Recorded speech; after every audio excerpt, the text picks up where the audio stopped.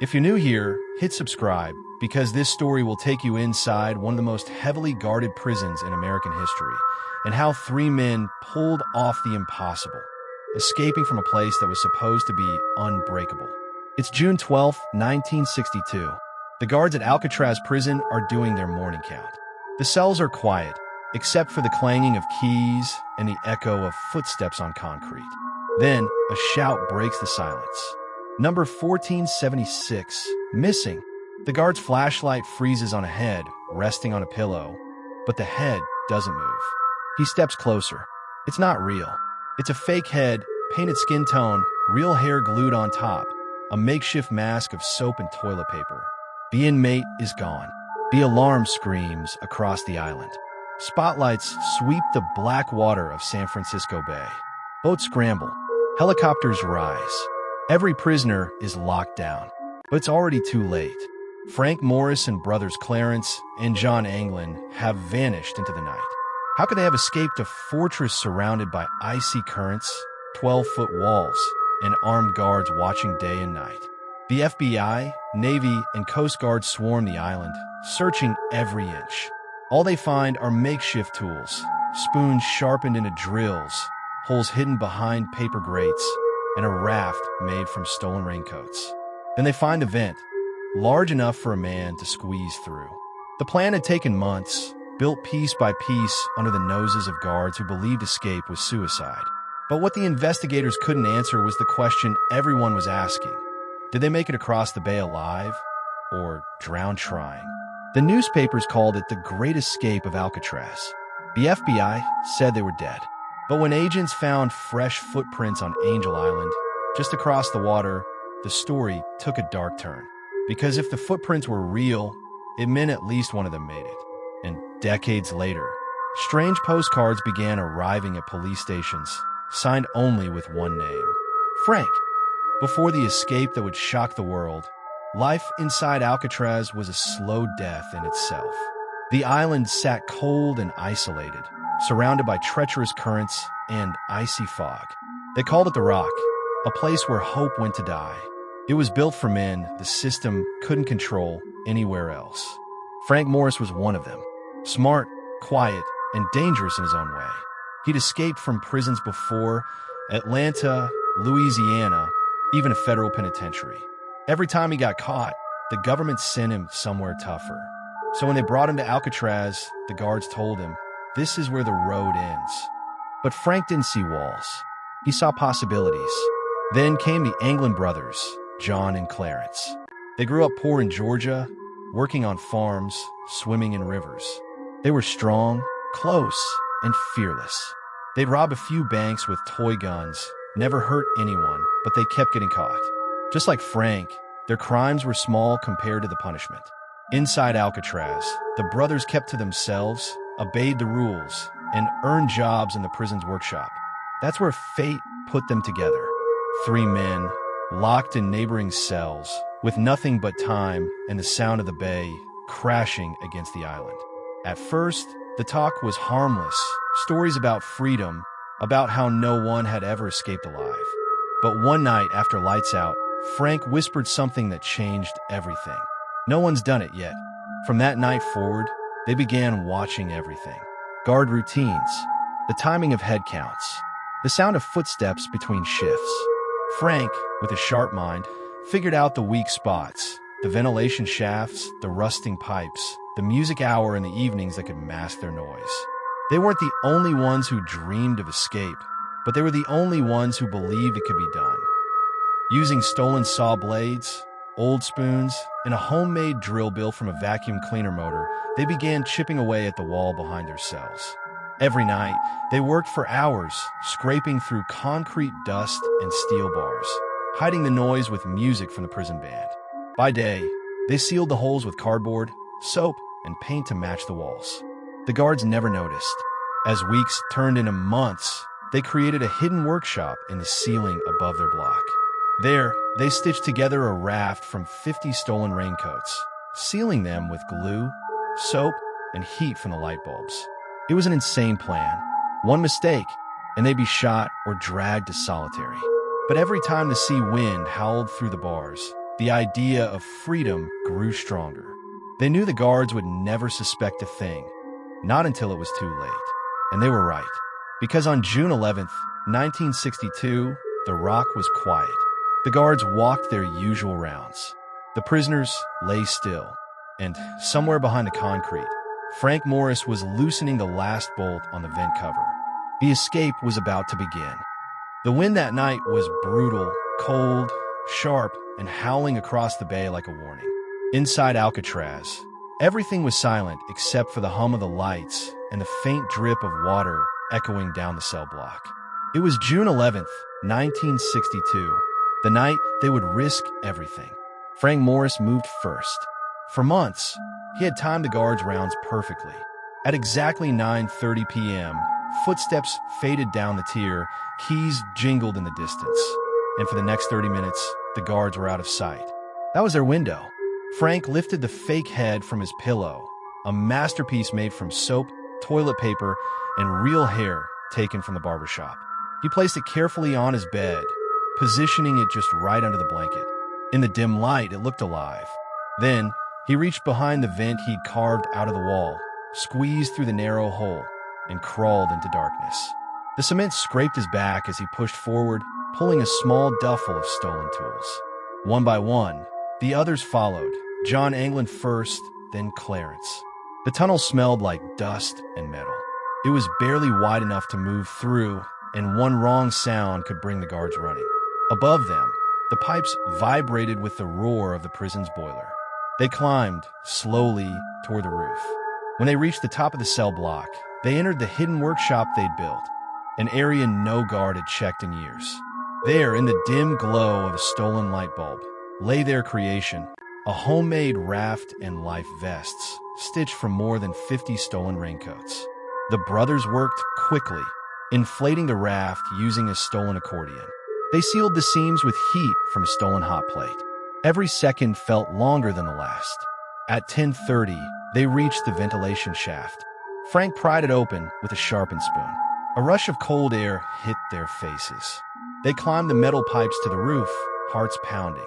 One slip, one noise, and it was over. From the roof, the city lights shimmered across the water like a dream they'd been chasing for years. Below them, the waves crashed violently against the rocks. The wind could knock a man down, but they didn't stop.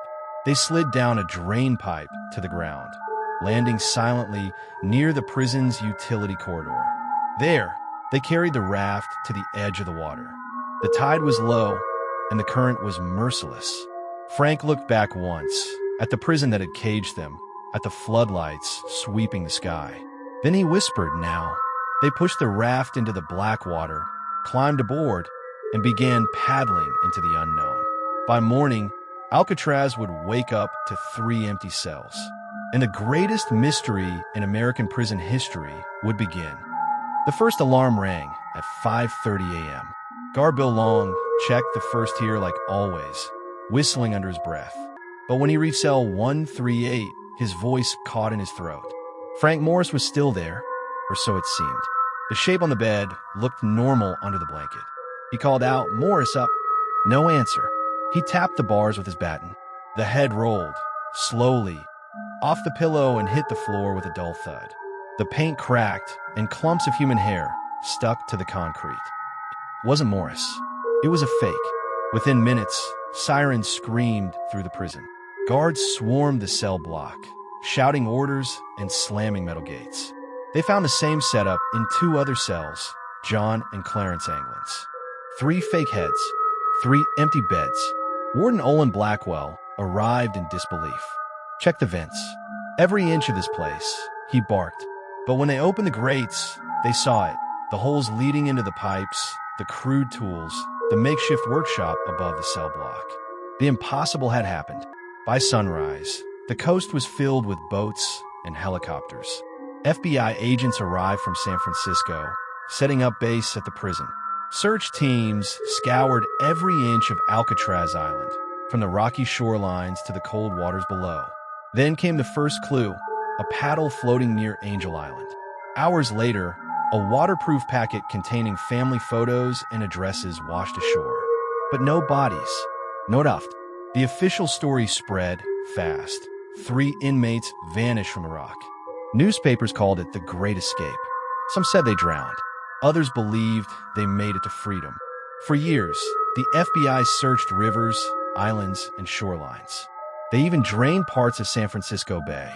But not a single body was ever found. Then, in 2013, a letter arrived at a San Francisco police station. It read, "My name is John Anglin. I escaped from Alcatraz in June 1962 with my brother Clarence and Frank Morris. Yes, we all made it that night, but barely. I'm now 83 years old. I have cancer. If you announce on TV that I'll get medical help, I'll turn myself in." The letter was sent for testing, but the results were inconclusive. It could have been real, or it could have been one last game from the men who fooled the world. No one ever saw Frank, John, or Clarence again. The FBI officially closed the case in 1979, declaring the men likely drowned. But deep down, many believe they made it across that dark bay, built new lives, and lived quietly in freedom. Maybe they were hiding in plain sight all along. If you thought this story was wild, wait until you hear the next one, because the truth about America's most secure prisons is darker than anyone imagines. So hit that subscribe button, because the next story might just be about the one escape that never should have happened. For years, Alcatraz officials insisted no one could survive that icy water. The tides were deadly, the currents unpredictable, and the temperature barely above freezing. They said Frank Morris and the Anglin brothers drowned before ever reaching shore. But not everyone believed that. In the years following the escape, strange things started to happen. On Christmas Day, the Anglin family received a postcard. No message, no return address, just the words, "Merry Christmas." The handwriting looked eerily familiar. Then came the photos. Decades later, one of the Anglin brothers' nephews received 2 faded Polaroids in the mail. The image showed 2 older men standing next to a dirt road in Brazil. They were tanned, wearing sunglasses, and smiling faintly. When investigators analyzed the photo, facial recognition experts said there was a very high probability the men were John and Clarence Anglin. Still, there was no proof. In 1980, a piece of rubber washed up near the Golden Gate Bridge. It looked like a part of the same raft the men had built in 1962. The FBI examined it, but it didn't lead anywhere.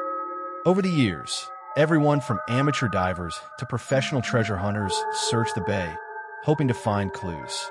They found scraps of material, wooden paddles, even old tools buried in the sand. But the question remained the same. Did they drown, or did they outsmart the system? In 2015, a retired U.S. Marshal named Art Roderick reopened parts of the case on his own. He spent years tracking down leads, visiting South America, and speaking with surviving family members. What he found was chilling. Bank records in Brazil showing deposits made under names similar to the escapees. Local villagers even claimed they'd seen 3 American men living quietly there in the 1970s. Still, no official confirmation. To this day, the U.S. Marshal Service keeps the case open, active until all escapees are confirmed dead. That means technically they're still fugitives. Some say they died in those dark waters. Others believe they succeeded, that Frank Morris and the Anglin brothers beat the odds, slipped through the cracks, and lived the rest of their lives free. Whatever the truth is, one thing's for sure: no one ever escaped from Alcatraz until they did. More than 60 years have passed since the night of the escape, yet the story still refuses to rest. Tourists walk the cracked floors of Alcatraz, staring into those same empty cells, whispering about the men who vanished. Guides tell them it's impossible. Scientists point to tides and temperatures that no human could survive. But every so often, a whisper travels through the cell block. What if they made it?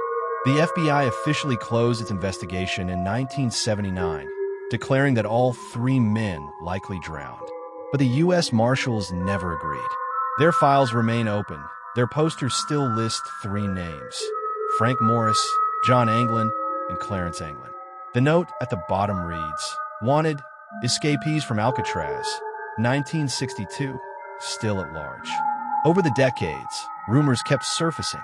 A 2013 letter sent to a San Francisco police station reignited everything. The letter claimed to be from one of the escapees. "My name is John Anglin. I escaped from Alcatraz in June 1962. Yes, we all made it, but barely." He went on to say he was dying of cancer and wanted a deal. Medical help in exchange for the truth. The FBI tested the handwriting, fingerprints, DNA, but results were inconclusive. The case was reopened briefly and then went quiet again. But even silence tells a story. Local fishermen swore they saw debris floating toward Angel Island that night. Others claimed to have seen headlights in the marshes near Marin County.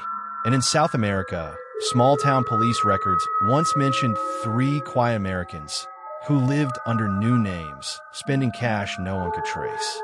Were they ghosts? Or geniuses who escaped the world's most secure prison? The truth may be lost beneath the waves of San Francisco Bay. But one thing still chills anyone who's ever stepped foot on that island. Those men walked out of a fortress that was never supposed to be broken. And if they did survive, they proved that no cage, no matter how strong, can hold a man who refuses to give up. If you thought this story was unbelievable, wait till you hear the next one. Hit subscribe, because the next crime story, it's even darker.